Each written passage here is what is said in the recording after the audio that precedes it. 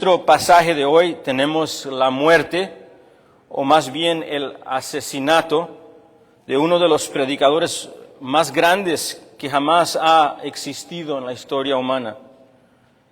J.C. Ryle, escribiendo acerca de este pasaje y la muerte de este predicador, dijo que en este pasaje tenemos una página del libro de los mártires de Dios, el gran predicador.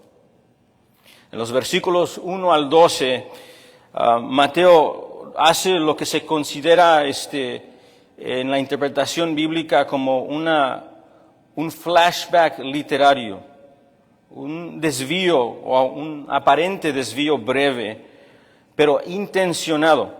Una parada breve en una narrativa lo hace para explicar por qué y cómo mataron al precursor Juan el Bautista. Regularmente cuando vemos una flashback literario, estas pausas que parecen interrumpir la cronología del autor, la intención es resaltar algo en la narración, explicar algo por medio de la narración. Y en este caso, creo que el punto en hacer esta pausa en este momento es Él quiere darle a sus lectores escuchar que no nos comportemos o respondamos como está respondiendo Herodes. Al mensajero de Dios, al mensaje de Dios, no lo hagamos. Nos recordamos que el trasfondo y el contexto de esta interrupción, si lo podemos decir así, entre comillas, se encuentra en medio del rechazo de Israel en Mateo capítulo 13. El pueblo ha visto los señales, ha escuchado el mensaje divino, incluso en el versículo 54, 55 y 56 del capítulo 13, ellos dicen, ¿de dónde ha venido esta sabiduría? ¿Quién le ha dado estos poderes divinos manifestados, los milagros? Ellos lo han visto innegable, pero aún así, aún con los señales y las evidencias, los credenciales del cielo que Él es el Cristo, aún así Israel lo rechaza, incluyendo el pueblo donde Jesús creció. Y es aquí donde Mateo toma una pausa y introduce a Herodes.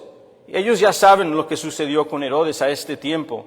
En el capítulo 11 se nos dice que Juan estaba en la cárcel y él manda discípulos, nos recordemos cuando estábamos en el capítulo 11, para hacer preguntas acerca del reino del Mesías, cual él no entendía en su totalidad.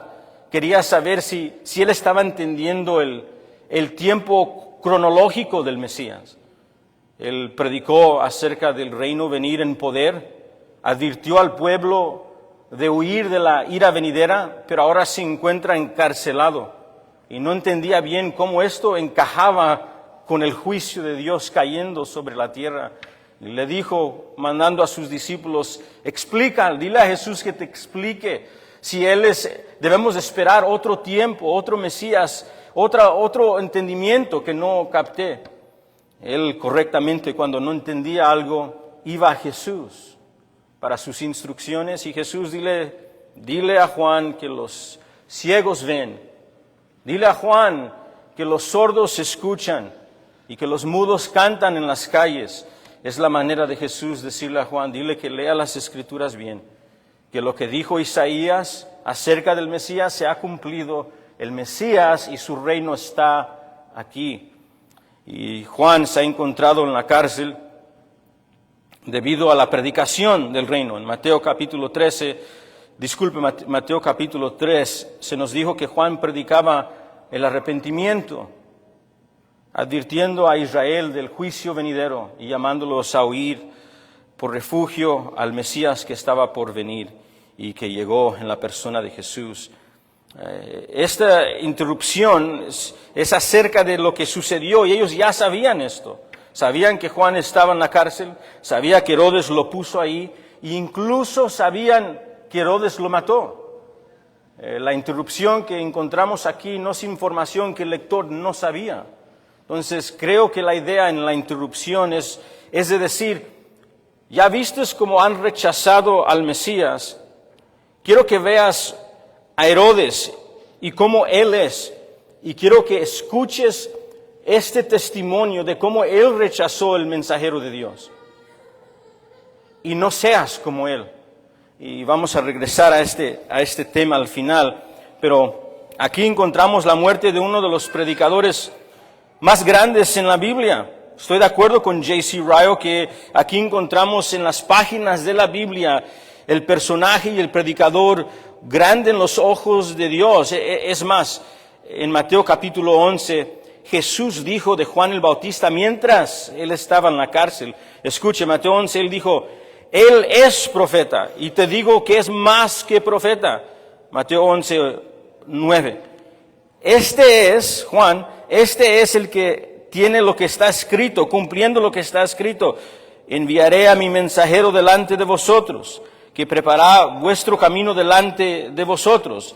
Es decir, Él es el precursor prometido en las Escrituras, el que viene antes del Mesías para proclamar la venida y la llegada del Mesías. Él es, y escuche esto, en el versículo 11, Mateo 11, 11, Jesús dice, en verdad os digo, que entre los hombres, los que son nacidos de mujeres, los hombres, entre los hombres no hay nadie más grande que Juan el Bautista.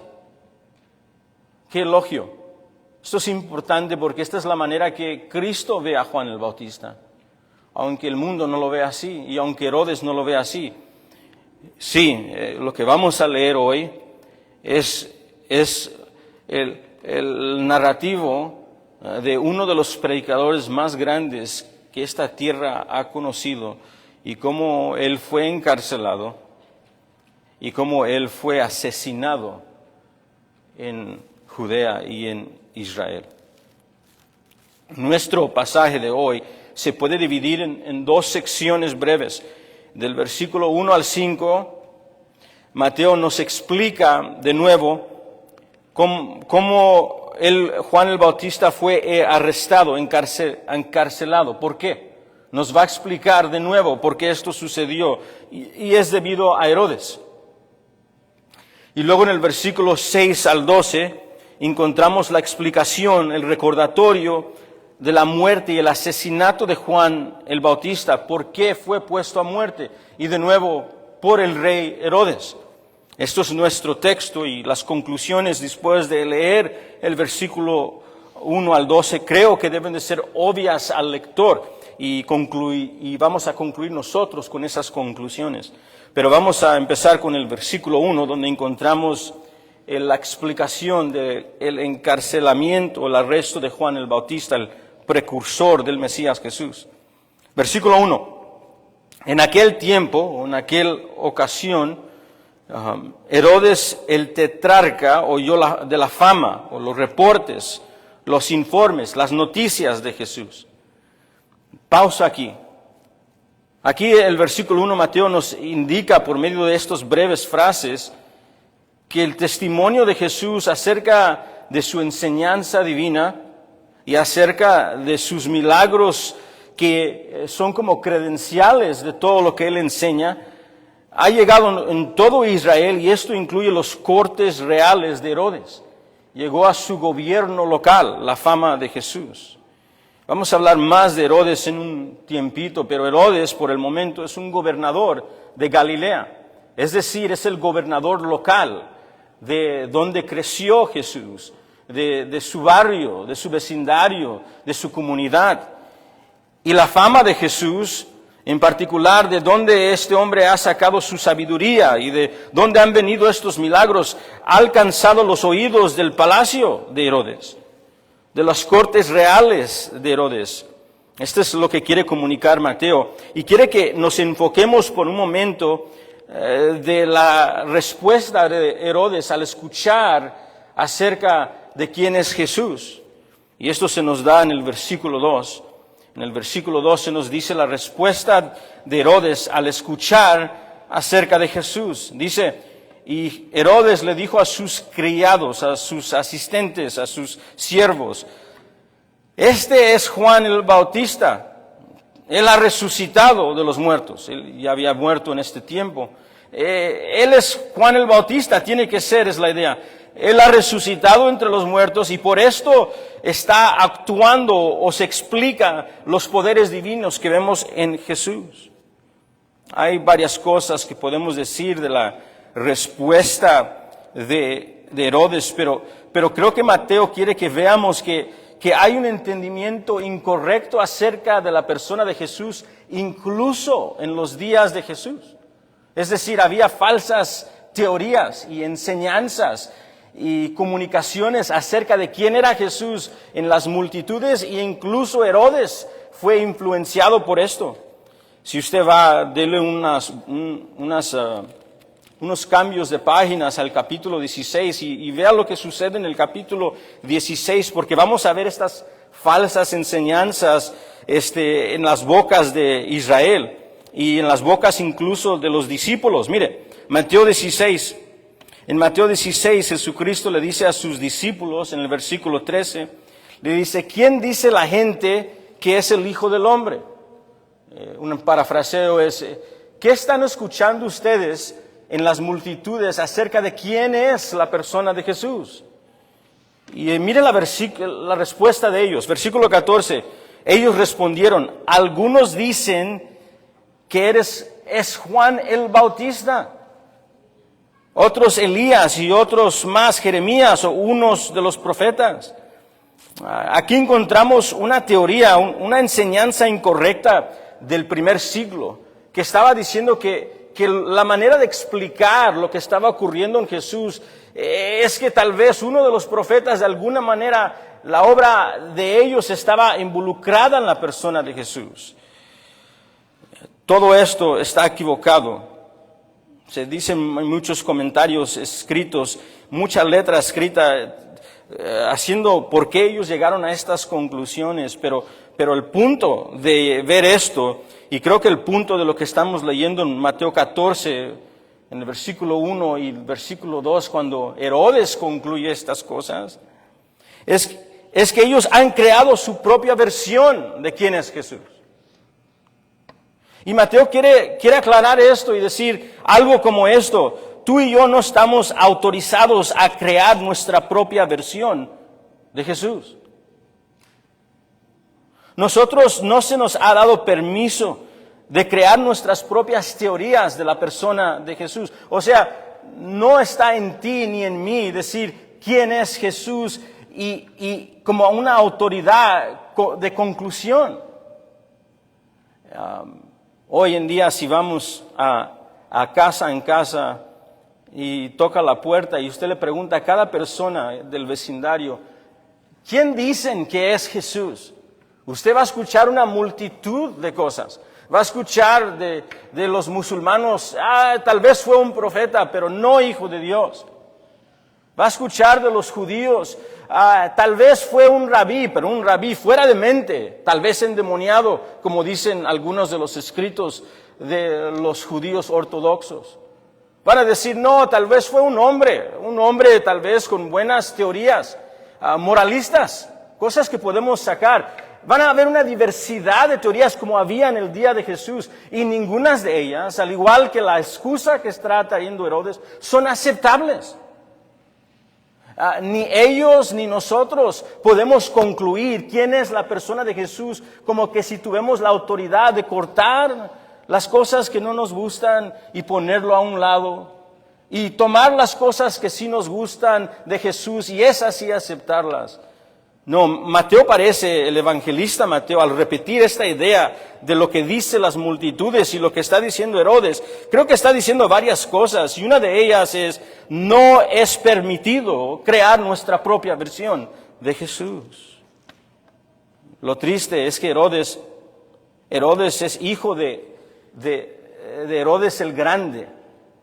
No sé si se recuerdan el capítulo 2, cuando Herodes el Grande, o el padre Herodes, ve que hay una estrella en el Medio Oriente, e incluso entran gente del medio, de magos que entran, gentiles, entran a la tierra judía, pidiendo dónde está el Mesías que ha nacido. Y fue el padre Herodes, el padre de este Herodes, que le dijo a los eruditos de su día, ¿de dónde van a nacer este Mesías?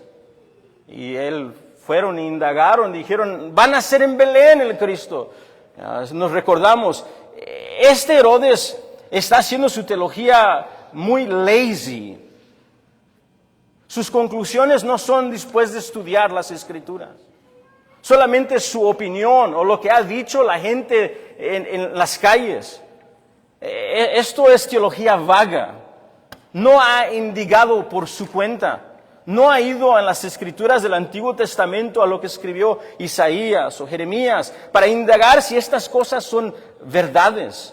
No fue un buen bereo.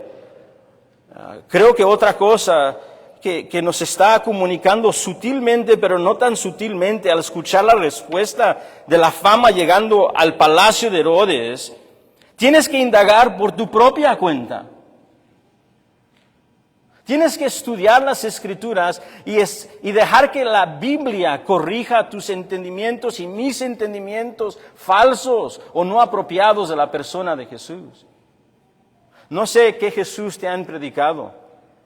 No sé qué Jesús tal vez algunos de nosotros tengamos pintado en nuestra mente. Pero el Jesús de las Escrituras es el eterno Hijo de Dios, testificado por ángeles y por el Padre. El Espíritu de Dios mismo testificando acerca de Él, el Verbo encarnado, el Creador, co-creador de todo el universo. No es un ángel, es Dios en carne y hueso. Este es Jesús. No seamos como Herodes, con teología simplemente vaga, que no examina lo que está escrito. Bueno, la fama llega aquí. Herodes tiene su excusa y su teología incorrecta. Y luego vemos Herodes, el tetrarca, introducido con otra gente clave para entender el encarcelamiento y la muerte de Juan. Leamos juntos porque en el versículo 4 y 5 en adelante se nos introduce, mira el texto, Herodes el tetrarca, Felipe y Herodías. ¿Quiénes son estas gentes? Herodes el tetrarca, que viene siendo el que va a encarcelar a Juan y ha encarcelado a Juan y que va a poner a Juan a muerte. Herodes el tetrarca es una referencia a Herodes Antipas, hijo de Herodes el Grande. Herodes el Grande, una manera de distinguir los Herodes de la Biblia, hay varios Herodes en la Biblia. Una manera de distinguir a los Herodes de la Biblia es, hay Herodes el Grande, que mató a los infantes. Hay Herodes Antipas, que mató y decapitó a Juan el Bautista. Y hay Herodes Agripa, que leemos en el libro de Hechos, que va a matar a uno de los apóstoles. Esa es una manera fácil de distinguir los Herodes. Pero aquí encontramos a Herodes Antipas, el que mata a Juan y decapita a Juan. Es un hijo de Herodes el Grande. Herodes el Grande tuvo varios hijos con varias mujeres. Este es uno de ellos. Y aquí en el texto se nos dice que es un tetrarca. Eso es lo que dice Mateo capítulo 14. Un tetrarca es un gobernante con un rango y autoridad inferior a lo de un rey. No es un rey en el primer siglo, está bajo un rey. Viene siendo tal vez en la idea moderna como un gobernador en un estado.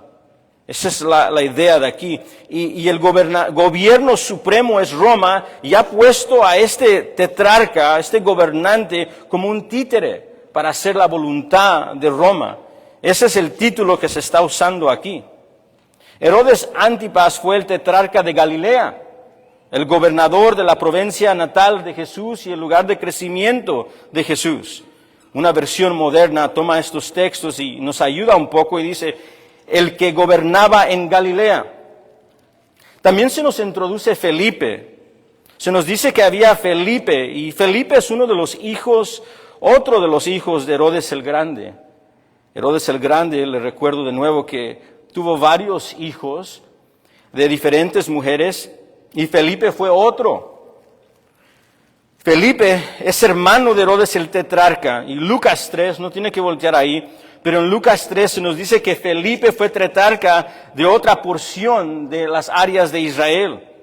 Él estaba gobernando bajo Roma en otra sección. Ambos estaban casados. Felipe tenía su esposa se llamaba Herodías, y Herodes el tetrarca tenía su esposa. Y aquí vemos en el versículo 3 este contexto que va a ser esencial para explicar el encarcelamiento de Jesús. El encarcelamiento de Juan el Bautista. En el versículo 3 dice que Herodías era la esposa de su hermano Felipe. Y Herodes el tetrarca la tomó como su esposa. Hablaremos más de esto en un momento, pero solo para introducir los personajes que tenemos aquí en el texto. Luego vamos a continuar con los textos que siguen y Juan va a confrontar a Herodes.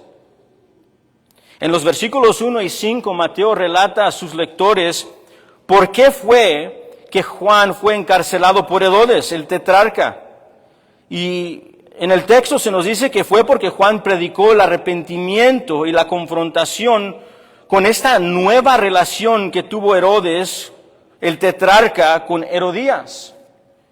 Versículo 4, mira el versículo 4, dice, porque Juan, esto es Juan el Bautista, para distinguirse entre Juan el discípulo y el apóstol, este es otro Juan, Juan el Bautista, porque Juan le había estado diciendo, y la idea aquí es repetidamente, porque Juan le había dicho continuamente o repetidamente a Herodes Antipas, no es lícito, no es permisible que la tengas.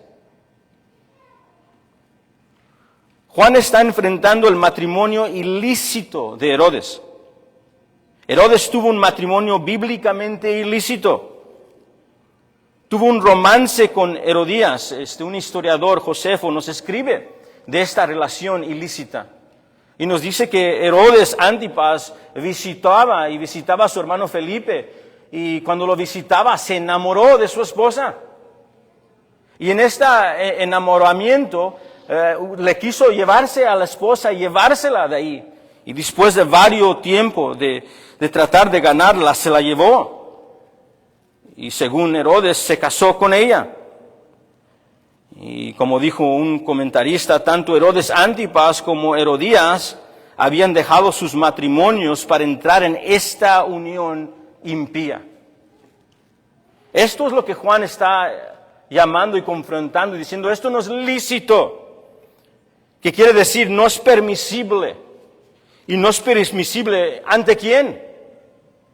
No es permisible ante Dios, es la idea.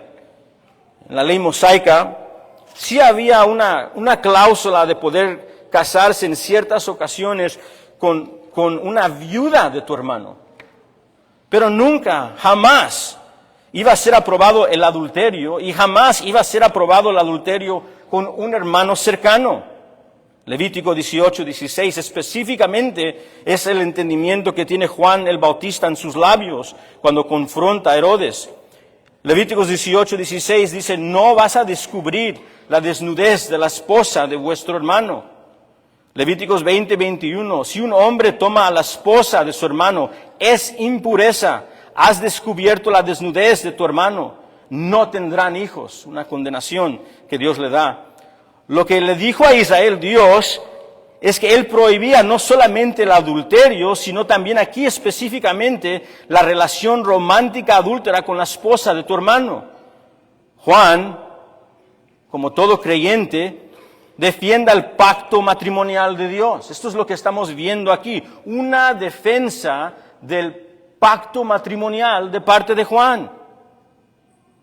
Estaba condenando a Herodes y a Herodías por vivir inmoralmente. Una pausa aquí. ¿Sabías que Dios toma muy en serio el pacto matrimonial?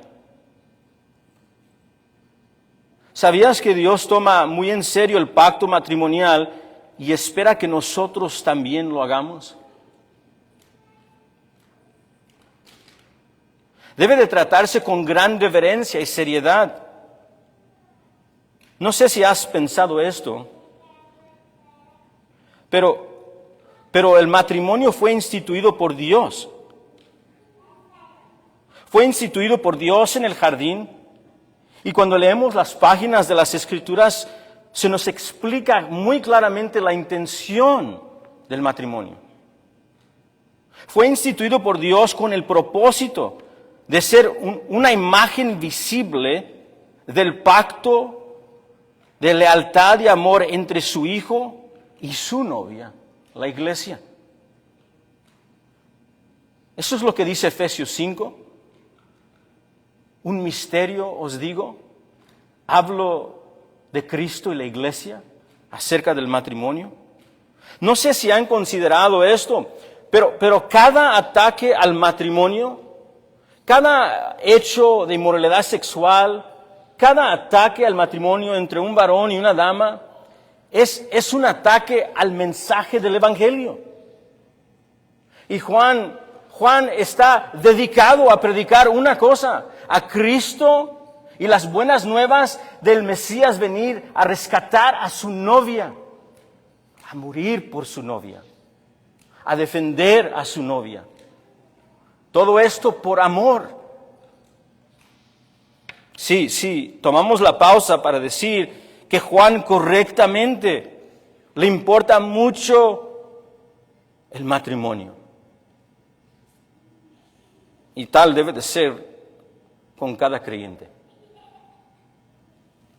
Bueno, él confronta a Herodes y más adelante tal vez vamos a leer otra cita donde dice que él confrontó no solamente el matrimonio, sino muchas otras cosas de Herodes. Parece que Herodes tenía mucho que confrontar. Pero se nos dice en el versículo 5 la respuesta de Herodes hacia esta confrontación. En el versículo 5 en adelante, Mateo nos da un resumen. Y esto, recuerde, ellos ya sabían por qué había muerto. Es un recordatorio al lector. Es un resumen y un recordatorio de la respuesta de Herodes cuando fueron confrontados por Dios y su mensajero. Y en el versículo 5 dice, y Herodes quería matarlo, asesinarlo, quería removerlo de la tierra, es la idea. Y se nos dice otra cosa. Él quería matarlo, pero temía a la gente, o temía al pueblo. Le importaba mucho lo que ellos iban a decir. ¿Y cuál era el conflicto? Este es el conflicto, escuchen. Porque el pueblo, la gente, consideraban o entendían que Juan era un profeta. Es decir, las multitudes, cuando miraban a Juan y escuchaban su mensaje, entendían que Dios lo envió. Entonces él por preocupación decía, quiero matarlo, pero las multitudes, si lo mato, van a decir, estás matando a un profeta de Dios. Creo que Mateo quiere que consideremos dos cosas. Se puede decir muchas cosas acerca de Herodes, pero Mateo está resaltando dos cosas acerca de Herodes que creo que él quiere que no imitemos. La primera es que Herodes claramente rechaza el mensaje de Dios y la confrontación de Dios, el mensajero de Dios. Versículo 5, mire, quería matarle, quería ejecutarlo. En vez de eso, lo encarceló. Creo que es claro que matarlo es un rechazo del mensaje. Y aun cuando por temor al pueblo y lo que van a decir de él, no lo hace y lo encarcela, creo que el entendimiento de todos modos sigue igual. No quiere escuchar el mensaje. Inmediatamente después de esto, después del entendimiento que quiere matarlo y lo encarcela, el texto nos dice inmediatamente que el pueblo de su época entendía y consideraba que Juan el Bautista era un profeta enviado por Dios. Esta frase va a ser repetida al menos 3 o 4 veces en el Evangelio de Mateo. Va a ser repetida. El pueblo consideraba a Juan un profeta de Dios. Es más, en Mateo 11 Jesús dice de esto. Sí, es un profeta, le dice a las multitudes, como ustedes dicen. Pero es más que un profeta. Es el último de los profetas del Antiguo Pacto. Y se sigue repitiendo esta frase. Yo creo que la razón que se explica esta frase una y otra vez es para decir, Dios les dijo. Les advirtió, envió su precursor, anunció su mensaje. Recordemos que el mensaje y el oficio de un precursor, la promesa del Antiguo Testamento, era que iba a enviar un profeta, un precursor, al igual que un alguacil que entra en la sala de la corte antes del juez para preparar a la audiencia para recibir apropiadamente al juez. En la misma manera así funcionaba el ministerio del precursor. El precursor entra antes de la autoridad, antes del Mesías. Él no es el Mesías, Él no es la suprema autoridad. Él entra como el alguacil para decir, pónganse de pie. Y la idea aquí, con esta repetición, que las multitudes consideraban y entendían que Juan era este profeta enviado por Dios. Creo que ese es el entendimiento de Mateo, decir, ustedes escucharon al precursor, pero lo rechazaron. Nadie se levantó. Entró el oficial y le dijo, todos de pie, y todos se quedaron sentados. Nadie le dio reverencia. Creo que es la idea. Lucas 3:18, no tienen que voltear ahí, nos dice esto. Nos da un poco más de detalle acerca del mensaje de Juan hacia Herodes y nos dice esto, que con muchas otras exhortaciones predicó las buenas nuevas al pueblo. Y escucha esto, pero Herodes el tetrarca,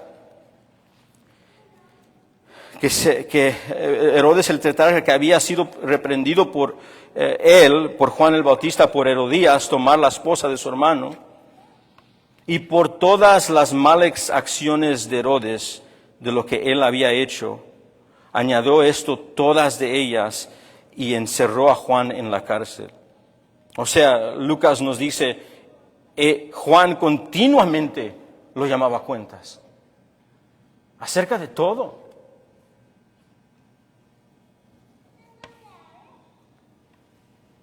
Mateo quiere que veamos en estos textos la respuesta de Herodes como un rechazo de lo que Dios tiene que decir sobre el asunto. Que esto nunca sea cierto de nosotros. La segunda cosa que vemos en este texto, Mateo también quiere que veamos algo más en el carácter de Herodes. Y esto se va a repetir 2 veces en este texto.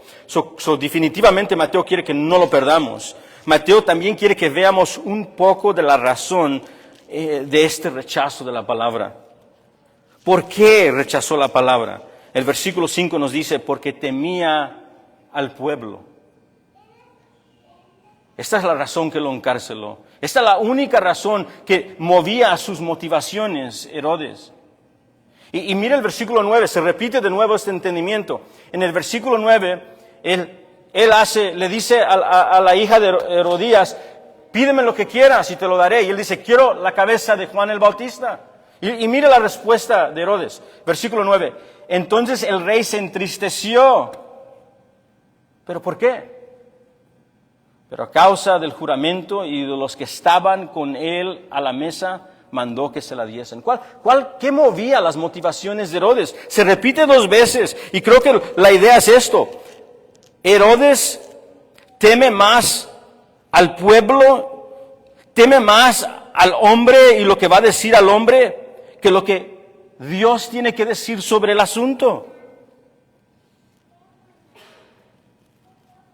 Mateo no solamente quiere que veamos a Herodes como alguien que rechaza la palabra de Dios, quiere que veamos a Herodes como alguien que teme más al hombre que a Dios.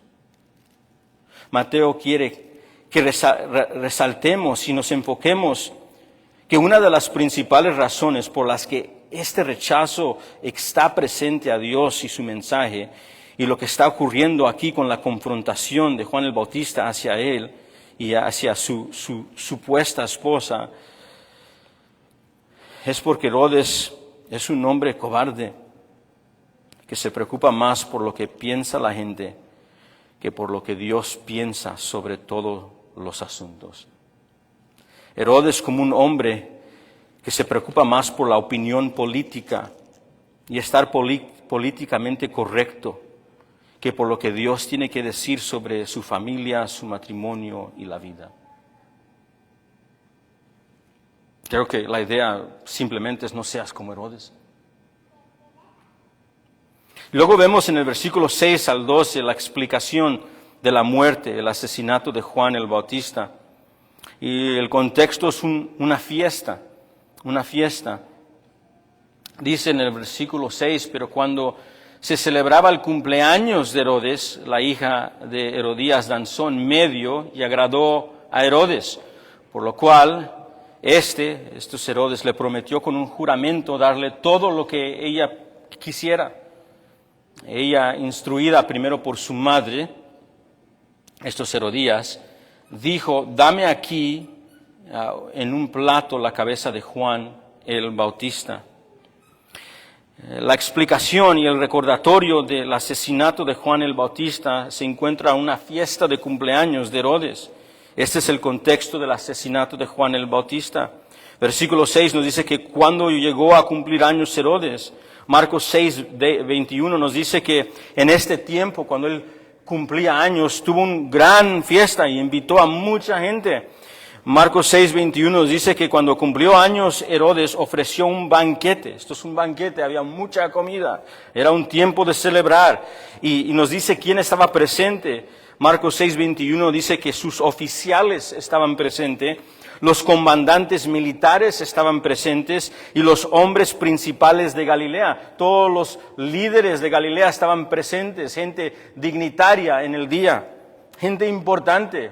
No sé si has tenido una situación donde hay gente importante y sacas los mejores trastes y te pones la mejor ropa. Esta es la idea. Hay toda esta gente importante. Él quiere verse bien. Estos son los invitados de Herodes. Según el historiador judío del siglo I, Josefo dice que Herodes Antipas era famoso y conocido por organizar fiestas extravagantes como estas. Esa no es la primera, es la primera de muchas fiestas que hacía Herodes. Esto es una de ellas. Y en este festín es una fiesta desenfrenada. Hay embriaguez, hay varones haciendo cosas indebidas y no era raro que en medio de esta embriaguez y borrachera se le pidiera a una mujer importante, una mujer bella y importante y significativa a que bailara en la audiencia. No sé si se recuerdan en el libro de Esther, pero en el libro de Esther, incluso en el capítulo 1, el rey de Persia pide lo mismo. Pide que su novia Vashti se ponga a bailar enfrente de todos y ella rehúsa hacerlo. Era costumbre hacerse estas cosas para tratar de impresionar con la festividad. En este caso, la dama que iba a bailar o danzar era la hija de Herodías, quien estaba bailando. Y eso es una referencia a la hija del matrimonio de Felipo o de Felipe. Y Herodías está aquí bailando, dice el texto, y el texto nos dice que esta acción agradó a Herodes. Leo esta frase y digo, claro que sí, un hombre lleno de perversidades. Claro que sí, le agradó que esta jovencita, y la edad tal vez es como de 12 a 14 años, le agradó a este hombre.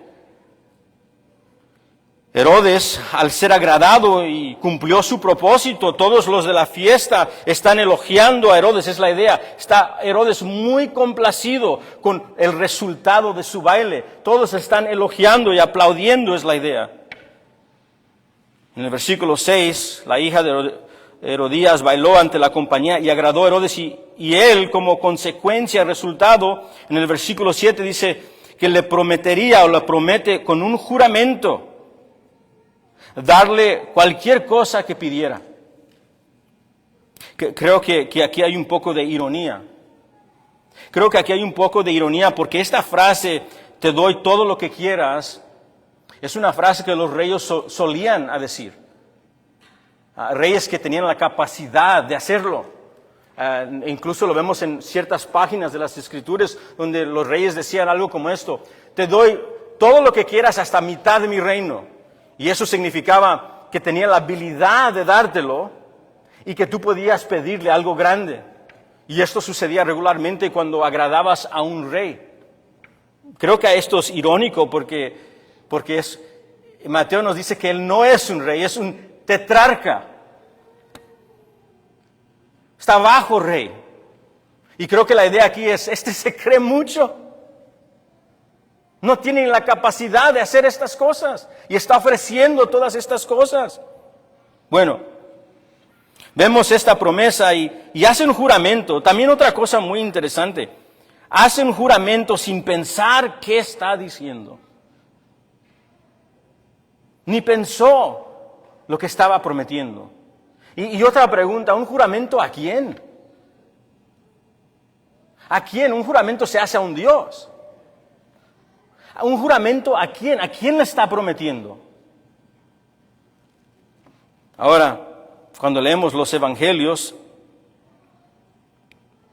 en Marcos 6, 19 al 21, se nos dice algo muy interesante.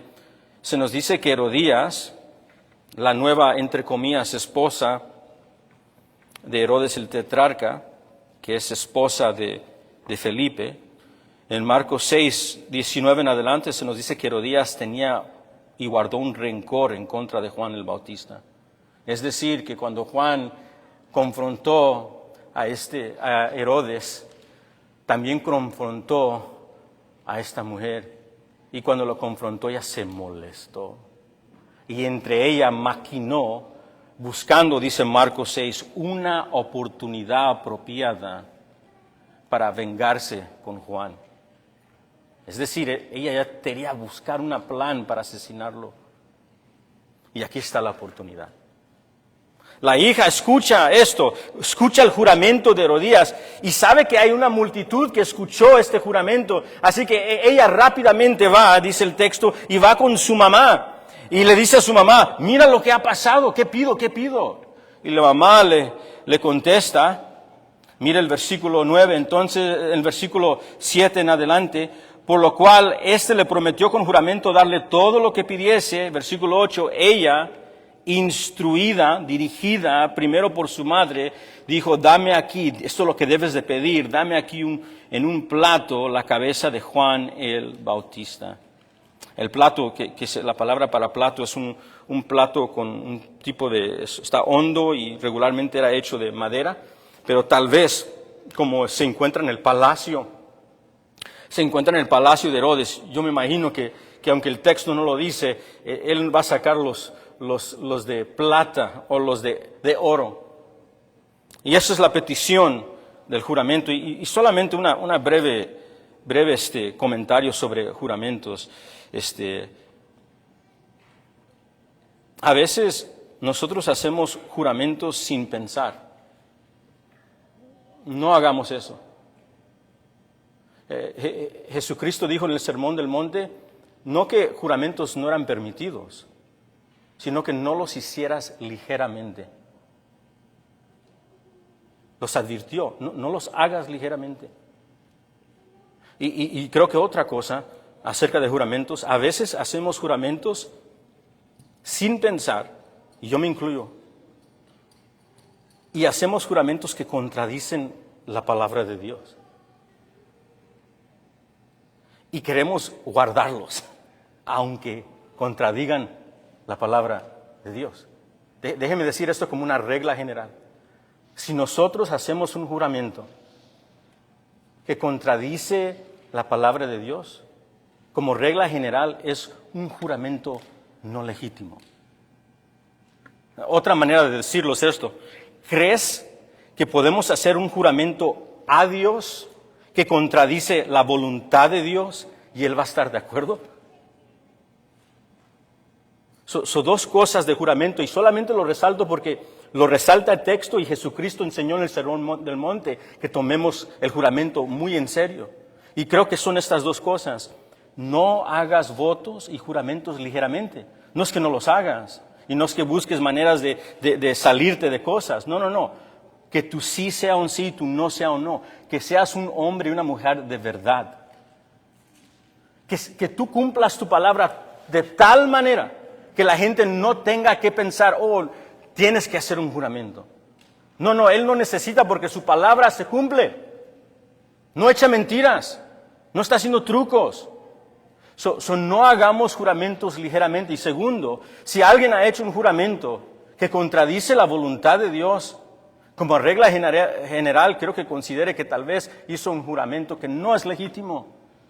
Pida perdón, arrepiéntanse, vamos a arrepentirnos y abandonar eso. Pero no pensemos que por hacer un juramento que contradice la voluntad de Dios y según nosotros cumplirlo, estamos honrando a Dios. No. Bueno, eso es mi cláusula en el juramento que vemos aquí de un hombre que no temía a Dios. Hacía juramentos sin pensarlo bien y luego se comprometía a hacer lo mal por juramentos. Pero ¿qué está pasando aquí? ¿Qué está pasando aquí con la muerte, la petición, él sintiéndose comprometido? La Escritura nos dice aquí en el versículo 7 y 8 que la razón que él va a concederle la petición, ¿cuál es la razón que le va a conceder la petición? Versículo 9, entonces el rey se entristeció. Esta tristeza no es arrepentimiento.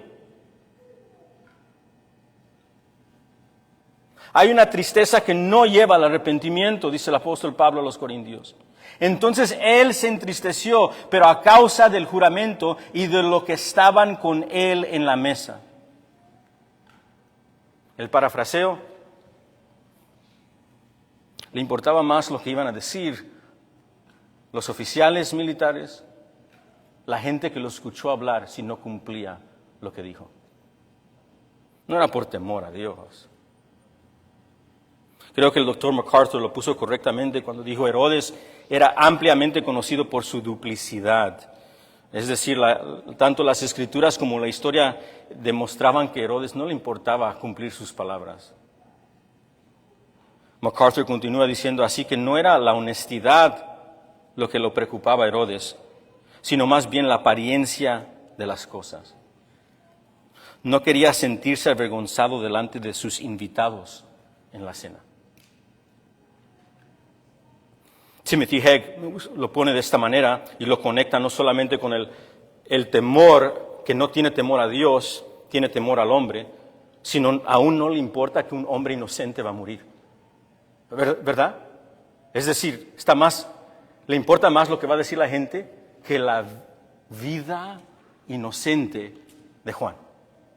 Y Timothy Hegg lo dice de esta manera: Herodes valoraba su propia reputación por encima de la vida de un hombre inocente y dio la orden de decapitar a Juan. Y aquí la idea es, cuando vemos en el versículo 10, mire el versículo 10, mandó a decapitar a Juan en la cárcel, en la prisión, versículo 10, y ordenó a decapitar a Juan en la cárcel y fue traída su cabeza en un plato. Y se le fue dada a la muchacha, esa es a la jovencita que bailó, la hija de Herodías.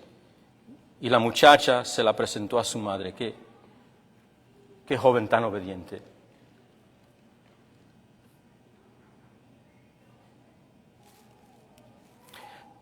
No hubo juicio, no hubo tribunal. No fue justo. John Phillips, en su comentario sobre este pasaje, dejó que su mente pensara un poco más acerca de ese momento y escribió lo siguiente. Dijo: Juan el Bautista estaba en su cárcel solitaria. Oyó el paso de los soldados. Alzó la vista y vio el verdugo. Este fue el final de su carrera y su ministerio. El lugar al que había llegado siendo fiel a su vocación y a su Dios. Con un solo destello de la hacha, Juan estaba en la orilla más allá de la muerte. Mataron a Juan. Mataron a uno de los mejores y mayores predicadores que jamás han vivido en esta tierra. Y lo mataron por decir la verdad. Lo mataron por decir la verdad en un mundo malvado y perverso. Mataron al siervo de Cristo, el precursor. Mataron al hombre que dijo que no era digno de desatar el calzado del Señor. Mataron a Juan, el que dijo que su gozo era, él no era el novio, dijo, yo soy el amigo del novio y me gozo por él y su novia. Mataron a ese Juan. Mataron a Juan. Mataron a Juan el Bautista, el que dijo que su gran deseo en el ministerio era menguar y que él creciera. Mataron a Juan, el que venía y predicaba con su voz en el desierto: arrepentíos porque el reino de los cielos se acerca.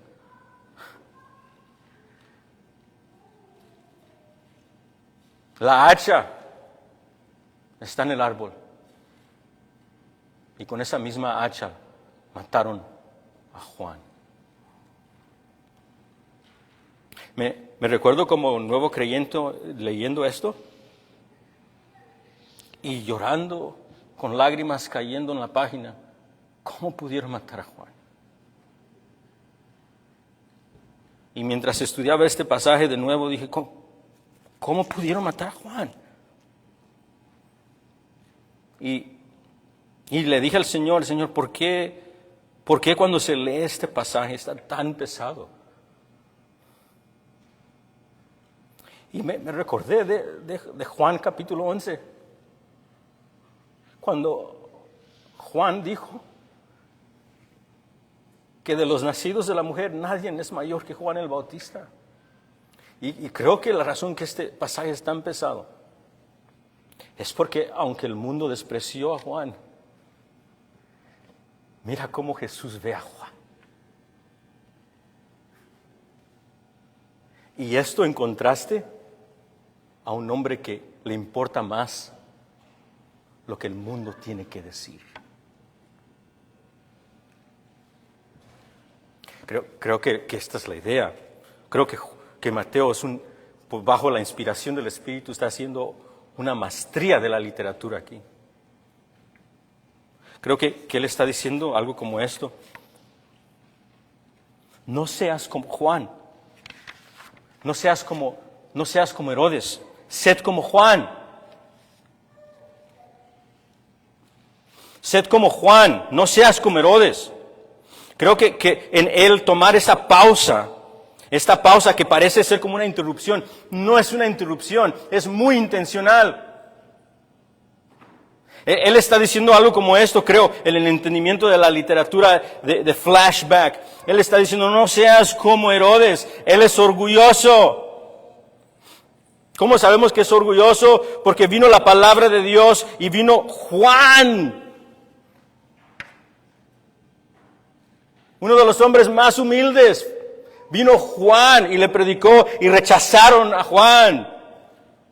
No seas como Juan, que rechazó la palabra de Dios y el mensajero de Dios. No seas como Juan, que teme más al hombre que a Dios.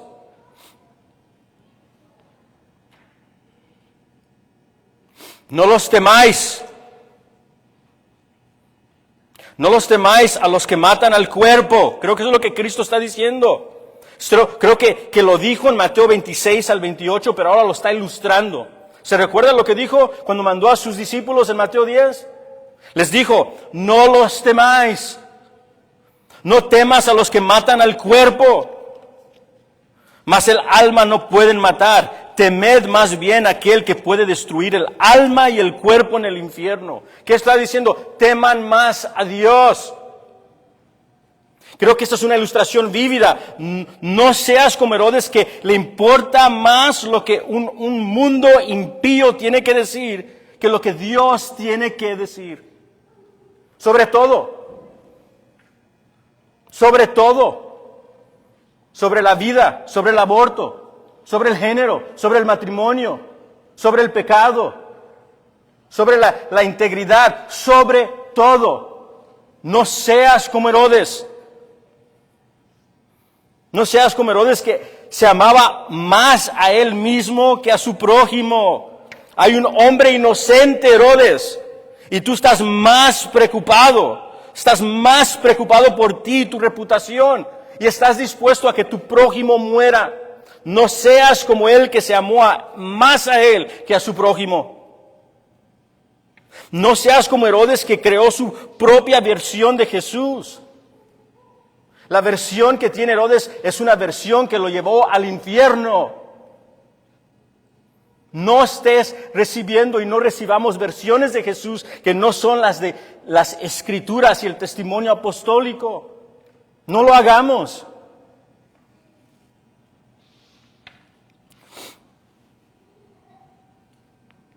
No seas como Juan, que rechazó la palabra implantada que puede salvar tu alma. No. Y creo que la idea es esta. No seas como Herodes. No, sed como Juan. Sed como Juan. Sed como Juan, que fue humilde. Qué interesante que Juan se puede describir con humildad y con denuedo a la misma vez. Hoy en la mañana me gustó como Pat lo dijo, he is a tough guy.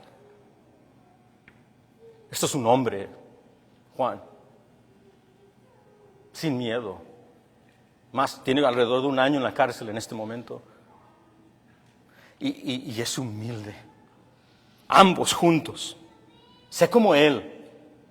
Sé humilde en el sentido de que Juan, cuando no entendía algo acerca de Jesús, no se aferraba a sus propias opiniones. No. Él le dijo a sus discípulos, dile a mi maestro que me explique. Sé humilde como Juan. Y mandó a sus discípulos en Mateo 11, dile que me explique él.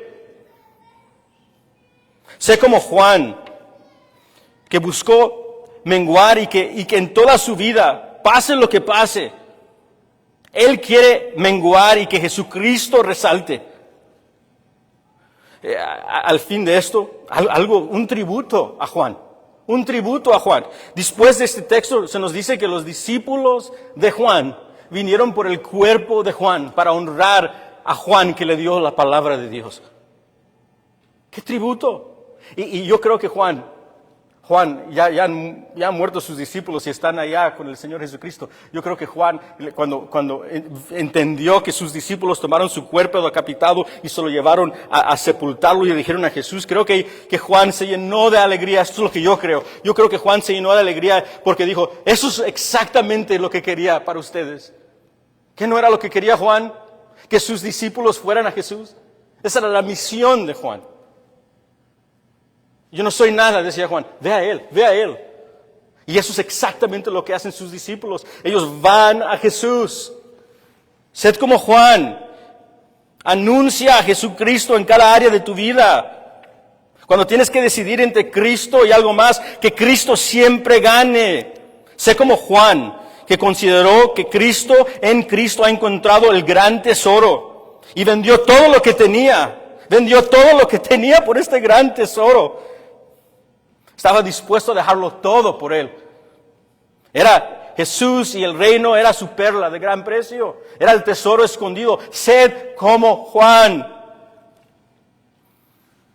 Ten de nuevo como Juan.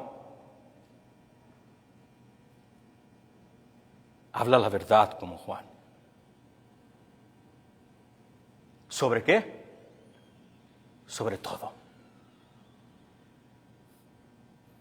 Sobre lo que Dios tiene que decir acerca de todo. No le temas más al hombre. Sé como Juan. Preocúpate más de lo que Dios tiene que decir que lo que los hombres tienen que decir. ¿Sabes?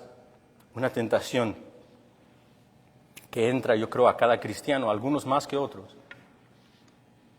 es que no quieren confrontar a nadie. Una, porque usan como excusa que sería un no amor, algo de amor. Juan te dice que eso es incorrecto. Y creo que otra razón que todos a veces pasamos, unos más que otros, en por cual no estamos dispuestos a hablar la verdad, es porque no queremos que nos corten la cabeza.